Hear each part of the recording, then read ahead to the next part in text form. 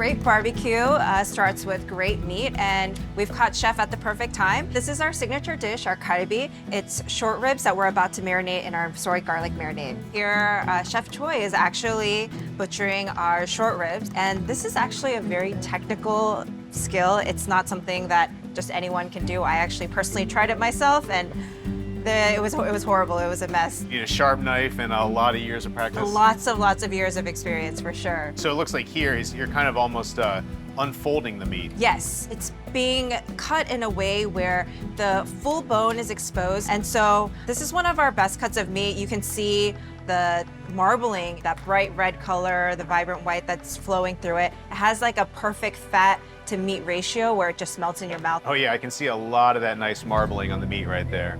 So the next step after this is that we'll actually soak it in the marinade. We make this 3 times a week, and it's our secret recipe. It has soy sauce, sesame oil, but it also has fruit items that actually helps tenderize the meat and provide a lot of umami and in-depth flavor. Different from what many people might know to be a traditional teriyaki sauce. This is, I would say, 10 times better than that. I'm guessing you already have some of the Galbi already marinated and ready to go. It's going to be a great treat for you. I'm so excited for you to try it. That sounds great. Let's do it. Let's do it. Sylvia, what a spread. And I see some beautiful marinated Galbi right here, but I have no idea. How does one even begin to get started here? So I'm actually going to go ahead and get this on the grill. Everyone has their own way of cooking their short ribs, so I'm going to go ahead and unravel both and cut them into pieces. You can tell that we have an open flame grill here. It's going to have a nice, beautiful char flavor to it. So I hope you're hungry, Seth. I am starving. All right. Oh, listen to that sizzle. The sizzle. So the key here is to cook it evenly. We're gonna actually start with the main part of the short rib. This is actually gonna cook the fastest, but it's actually the best part. We're gonna save the bones and the veggies for a little bit later. And Seth, while this is cooking, I wanna introduce you to one of the greatest parts of Korean barbecue, the booze and the alcohol. So gotta have the booze. Yes, this is absolutely traditional that we have this with Korean barbecue. I'm gonna start off with a nice Korean beer, and I am going to give you the perfect proportions of how to make what we call somaek. And somaek is the Korean word soju and the Korean word for beer, mekju, put together. I'm gonna go ahead and pour you my best version of it. They say that if you get the ratio perfect, it's supposed to taste a little bit like honey. All right. So we're just mixing the soju right with the beer. Exactly. This is all about an experience. And then with the beer, this is just so boring to just drink like this, you know? You and I need to have a little bit of fun here. So we just hit the bottom here.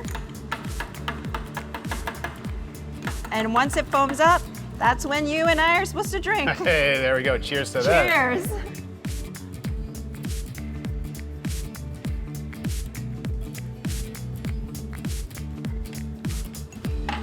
All right, I'm ready for some meat now. Awesome. Yeah. Amazing. The idea is that you're supposed to coat your stomach with the alcohol before the food goes in. It's science, right? It's science. All right, so once we get a nice brown color to it, I'm gonna go ahead and cut it into pieces. So it's still, the outside's nice and sharp, but the inside still has a little bit longer to go. And people shouldn't be afraid to try this themselves, right? No. You don't have to have years of expertise to get Not this. at all. Seth, do you want to take over? Oh, let me give this a shot. I'm gonna leave this piece to you. All right, I do have a whole shot of soju and beer in my system. Well, let's see. Cut a few pieces there.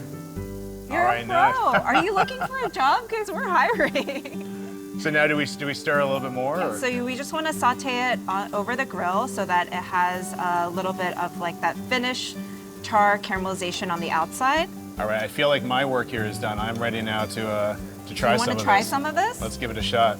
If you want to grab your chopsticks Oh, I and sure take do. the first bite. All right, oh, look at that caramelization.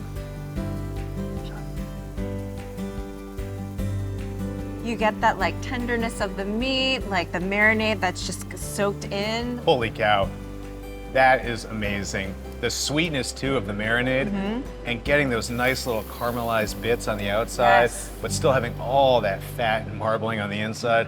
That's really amazing. And I see all these other beautiful sides here. How do these all play in with the barbecue? Okay, Seth, I'm going to introduce you to the best bite that you might have ever had. You're gonna have to use your hands, so you might have to put your ready. chopstick down for a second. Have a piece of lettuce. And then we're actually going to take the pink radish right on the bottom, and then a little bit of rice. And then we're gonna take a galbi, and then you can take a small dollop of the soybean paste to add a little bit of the umami flavor. That is quite the colorful sandwich right It there. is. It's like a sandwich, it's like a taco, it's a lettuce wrap, whatever you want to call it. You just wrap it up and give it a go? you wrap it up and it goes in. So there's a Korean saying, like, how big is your mouth, or how big can you make the lettuce wrap, where you can do a one-biter. This might be a I two-biter, but challenge we'll you. see.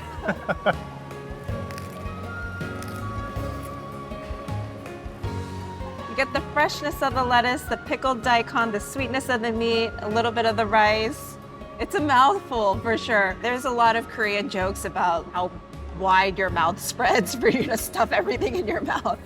I don't know that my mouth was made to handle a lettuce wrap of that size, but that was amazing. It was, wasn't it? Well, now I'm gonna put the rest of the meat on. This is actually, depending on who you talk to, the most coveted or the least coveted part of the Korean barbecue galbi experience. And so I'm gonna actually put the bones on. It's gonna take a little longer to cook. It's gonna be a little tougher, a lot chewier, but some people love it. They love just gnawing on that tendon and like that fat that's around the bone. There's so many preferences involved in this process, too. Absolutely. The best part about Korean barbecue is that there's no rules. You literally can do whatever you want, and we've seen everything under the sun, and there's no judgment. So really, it's just, you have people that come in here and don't even know that they like galbi, and we introduce them to it and they love it. You have the people that come in here that just want the unmarinated meats, the purists. Well, so many traditions, There so many different are. preferences. I haven't had enough Korean barbecue to have any strong preferences of my own, so I guess the only solution is keep coming back. Absolutely. We better see you often, Seth. You will. This was delicious and also a lot of fun. Thank you, Sylvia. Thank you for coming in.